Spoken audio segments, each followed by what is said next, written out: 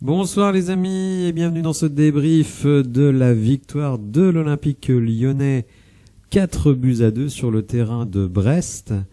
Une victoire qui fait du bien, comme je l'ai mis dans la vignette. Il y a de la joie parce que franchement, ce soir, on a pris un grand plaisir à suivre notre équipe. Et il faut bien dire que ça fait très longtemps que ça n'avait pas été le cas. Je me demande même si c'est pas le meilleur match de notre saison, car même si on a eu quelques victoires au mois d'août, il faut bien dire que le contenu n'était pas très emballant et ce soir, on a vu quelque chose de très emballant. Alors, je vais commencer la vidéo en présentant mes excuses quand même à ceux qui ont suivi ma vidéo de présentation. Alors, elle a eu beaucoup de succès, je remercie ceux qui m'ont regardé, mais évidemment, j'ai fait la vidéo sur une composition qui finalement n'avait absolument rien à voir avec la composition définitive. Je me suis basé sur les informations de l'équipe qui est quand même a priori bien informée, mais bon, qui sur ce coup-là s'est totalement planté. Et d'une certaine manière, j'avais pointé du doigt un certain nombre d'éléments qu'on n'a absolument pas retrouvés dans l'équipe du soir. Alors justement, les points qui m'inquiétaient énormément, c'était l'animation des ailes, dès lors que vous avez Da Silva et on nous annonçait Diomandé en latéral, donc je me disais que ces gars-là n'allaient pas monter. Je militais pour que Koumbedi soit sur son bon pied, ce qui finalement a été le cas. Et donc, je me disais, avec des latéraux aussi peu offensifs, comment va-t-on animer les ailes? Et donc, je m'étonnais que Tété et Toko Ekambi ne soient pas prévus. Bon, finalement, ils étaient sur le terrain et c'était une très bonne chose. Aussi, système de jeu, un 4-4-2 annoncé, 4-4-2 losange, 4-3-3, appelez ça comme vous voulez, mais je trouvais que ce système était totalement inadapté et en plus il a fait montre de ses limites pendant la préparation et finalement on s'est retrouvé avec un 4-2-3-1. Bon, vous savez, si vous suivez ma chaîne, c'est mon système de jeu favori et je pense qu'en plus il est parfaitement adapté à l'Olympique lyonnais. Alors, ce qui nous a surpris quand même, outre la composition, qui effectivement n'était pas du tout conforme à ce qui avait été annoncé, c'est la disponibilité athlétique de nos joueurs, la qualité technique, et moi qui l'ai quand même pas mal démonté dans ma vidéo de ce matin et dans d'autres vidéos, un Maxence Cacré absolument rayonnant, et qui se permet même de marquer un but, ça c'était quand même totalement inattendu. C'est lui qui ouvre le score à la 20e minute sur un excellent travail de Lacazette. 1-0 donc à la 20e, ce qui venait récompenser un très bon début de match de l'OL, que ce soit sur le plan athlétique ou sur le plan collectif. Vraiment, on a été épatés. Ensuite, c'est Brest qui a été récompensé, puisque après avoir encaissé le but, il faut reconnaître qu'ils ont eu de très belles opportunités. Et ils ont obtenu un coup franc concédé par Ryan Cherki. Et ce coup franc a été dévié, ce qui a trompé Anthony Lopez. Ça, c'était donc 8 minutes après notre but. Mais 3 minutes plus tard, on reprend l'avantage avec ce même Ryan Cherki qui met une très belle frappe du gauche qui a énormément surpris le gardien et sur une passe décisive de Maxence Cacré. Un petit peu plus tard, notre ami Maxence Cacré est à nouveau impliqué dans un but puisque c'est lui qui tire et qui trouve la main du défenseur Chardonnay, donc penalty transformé par Lacazette, ce qui fait que dans cette première mi-temps, on a un Maxence Cacré qui donne une passe D, qui marque un but et qui provoque un penalty. Je pense qu'en une mi-temps, il a fait autant sur le plan offensif que dans toute sa carrière à l'Olympique lyonnais, du moins chez les professionnels. Enfin, quand je dis dans une mi-temps, c'est même en 33 minutes. Alors Laurent Blanc a été récompensé par ses choix de départ qui, je le rappelle, donc sont totalement différents de ce qui était annoncé dans l'équipe. Et il a été récompensé donc avec la très bonne prestation de Tété et de Toko Ekambi, les deux d'ailleurs très en jambes. Ryan Cherki fait une très bonne première mi-temps, il est un petit peu moins présent en deuxième, on le sait, c'est quelqu'un qui, quand il est titulaire, a du mal à aller au bout des matchs. Mais bon, il a vraiment mis le feu quand il fallait, donc ça c'est très bien. Tolisso qui est sorti très tôt lui aussi, d'ailleurs je l'ai tout de suite repéré sur un repli défensif. Au début il a 1 mètre de retard sur le joueur brestois en contre-attaque et à la fin il a 15 mètres de retard. Donc j'ai dit, il va pas faire long feu. Effectivement, 2 minutes plus tard, il sortait au profit de Le Penant. Et autre choix très payant, donc Koumbedi mis sur son bon pied, comme je le demandais, mais aussi Da Silva. Il faut le dire, hein, quand il est pas bon, il est pas bon, il est même très mauvais. Mais ce soir, franchement, il fait le métier. Alors évidemment, il fait pas un match extraordinaire en tant que latéral, mais il a pas fait trop de conneries, je trouve, et de temps en temps, notamment sur les coups de pied arrêtés, il a apporté son écho.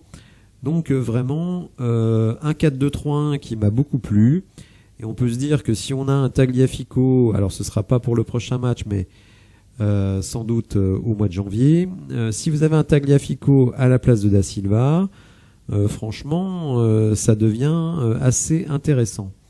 Reste à savoir si Ryan Cherki va être retitularisé au retour d'Oussem Aouar. Ça, c'est une vraie question, parce que quand vous avez des joueurs qui ont fait un très bon match, c'est difficile quand même de les enlever. Mais rappelons que sous Laurent Blanc, Oussem Aouar a été, quand il était disponible, systématiquement titulaire.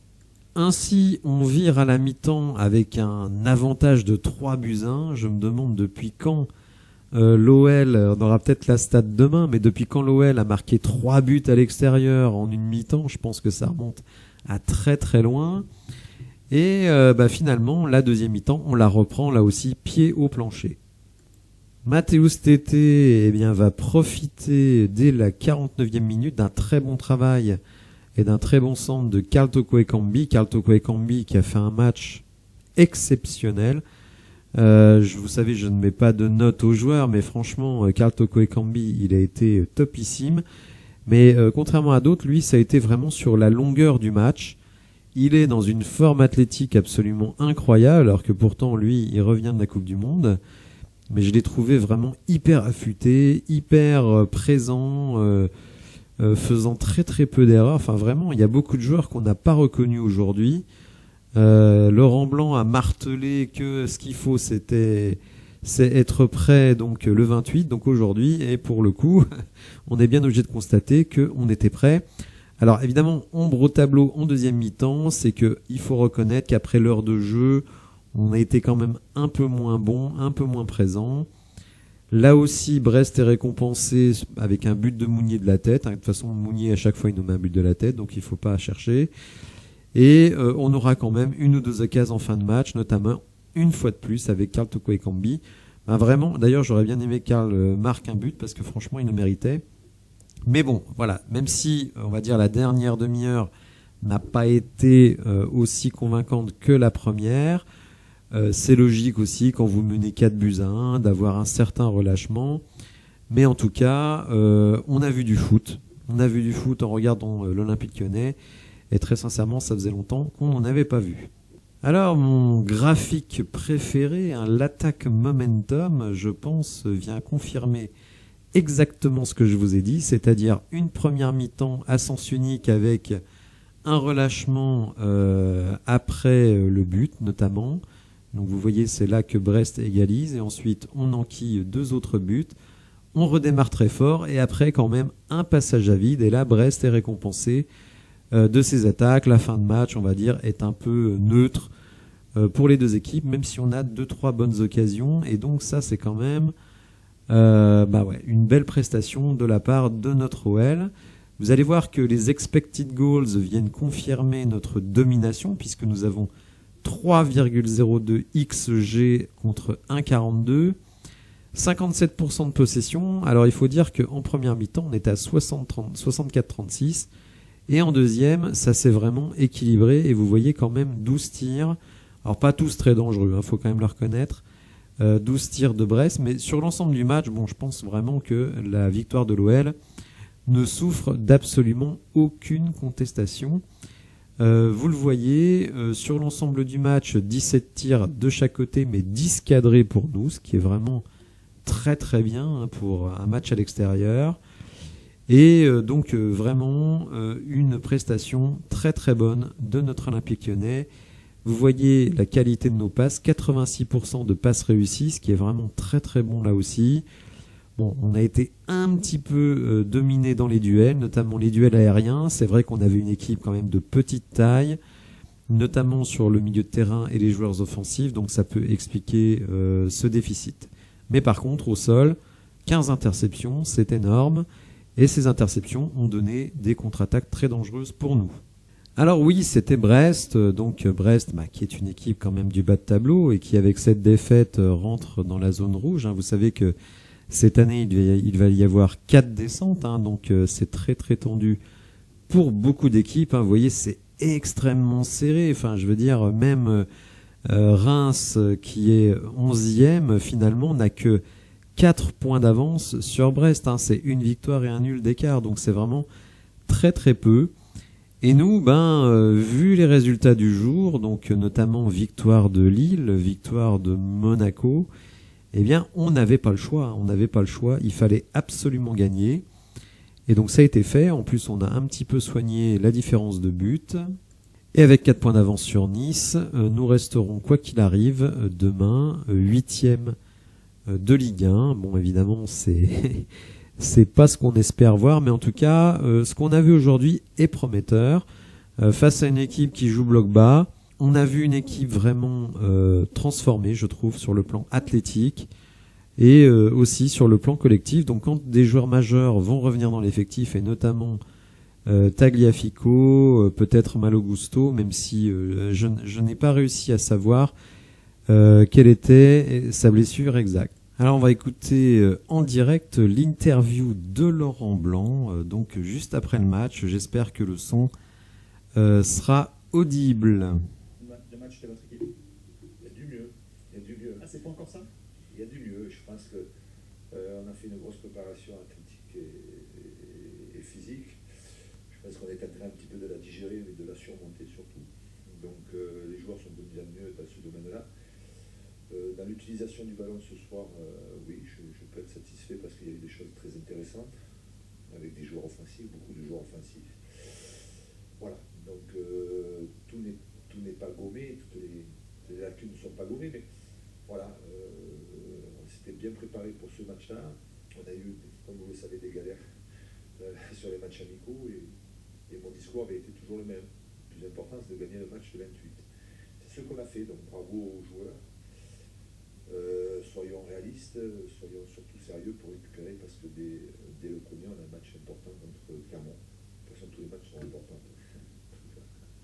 Vous avez parlé des galères. Ces galères, elles ont notamment touché le secteur défensif. Quel est votre regard sur la prestation globale, évidemment, du secteur défensif? Écoutez, alors je ne sais pas, peut-être Pierre peut nous le dire, le petit Saël, c'était son premier match professionnel, titulaire. Je trouve qu'il s'est bien débrouillé. Il a été sérieux, il a eu du culot quand il fallait en avoir. Non, c'est une bonne première, comme on dit. Donc félicitations à lui. Il est tout jeune. Après, Damien Da Silva nous a donné entièrement satisfaction sur le côté gauche, alors qu'il n'est pas gaucher, il n'est pas arrière d'aile. Donc voilà, il a joué à l'expérience, il a très bien joué. Parmi les premières, il y a également celle pour Maxence Lefebvre avec son but en Ligue 1. Est-ce que c'est un joueur que vous comptez un petit peu relancer, en tout cas en termes de dynamique? On sait qu'il est monté très très haut, et puis ces derniers mois, c'était un petit peu moins ça. Écoutez, c'est un bon joueur, c'est un très très bon joueur, très volumineux, beaucoup de générosité, Max.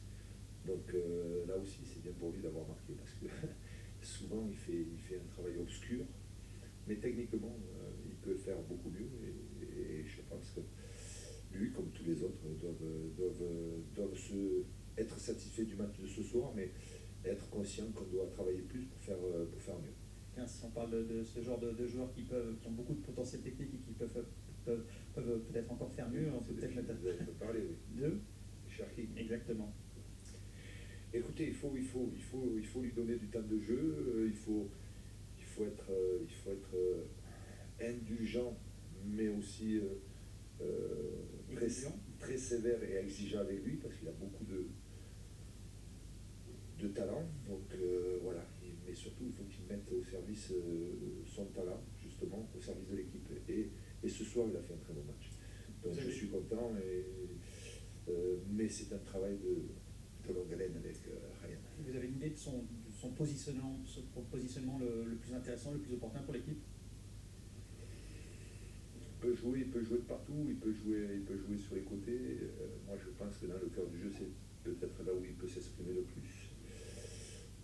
À lui de prendre sa carrière en main et de faire en sorte de jouer et d'être bon et d'être performant. Est-ce que vous avez la sensation, pour revenir là au global et à la dynamique, que cette victoire va vous permettre un petit peu de travailler un petit peu plus sereinement, ou c'est encore trop tôt? Et à chaque match, il va y avoir une remise en question, pardon. Et c'est normal, bon, voilà, on le sait, on avait programmé, comme j'ai dit aux joueurs, depuis 5, 6, 7 semaines. On se dit qu'il faudra gagner le premier match contre Brest le 28, c'est là où il faut être bon. On a eu des galères en match amicaux, on n'a pas été bon. Voilà, mais je préférais gagner ce match-là et être mauvais dans les matchs amicaux que d'être bon dans les matchs amicaux et perdre ce match. On peut le comprendre. Voilà, merci. Merci. Bon, vous le voyez, enfin vous l'écoutez plutôt, hein, Laurent Blanc extrêmement satisfait de la production, notamment de Koumbedi et de Ryan Cherki. Des attentes énormes aussi sur Maxence Cacré, qui franchement a été brillant ce soir, notamment en première mi-temps. Donc évidemment, beaucoup de positivité se dégage de ce match parce que, évidemment, préparation décevante, match amicaux décevant. On peut dire que l'équipe arrivait quand même avec un moral dans les chaussettes, l'équipe et les supporters dont je fais partie. Et il est certain que ce match, eh bien, redonne le moral, redonne un petit peu la pêche à tout le monde, même si on est conscient qu'en face c'était Brest, on n'est pas fou.